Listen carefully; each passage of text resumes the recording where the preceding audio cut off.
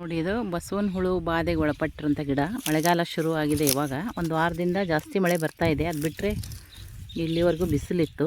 ಈ ಮಳೆಗಾಲ ಶುರು ಆದಾಗಿಂದ ಇಲ್ಲಿ ನೋಡಿ ಇಷ್ಟೊಂದು ಬಸವನ ಹುಳು ಈ ಗಿಡದ ಬುಡದಲ್ಲಿ ಸೇರಿಕೊಂಡು ನೋಡಿ ಎಷ್ಟೊಂದಿದೆ ನೋಡಿ.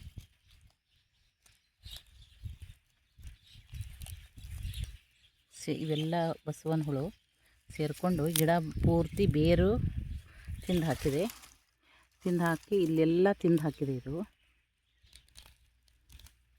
ಆದ್ದರಿಂದ ಈ ಗಿಡ ಸತ್ತೋಗಿದೆ.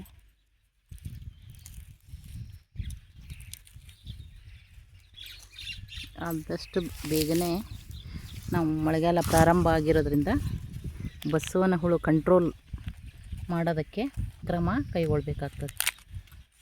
ನೋಡಿ ಎಷ್ಟೊಂದಿದೆ, ಇನ್ನೂ ಇದೆ ನೋಡಿ.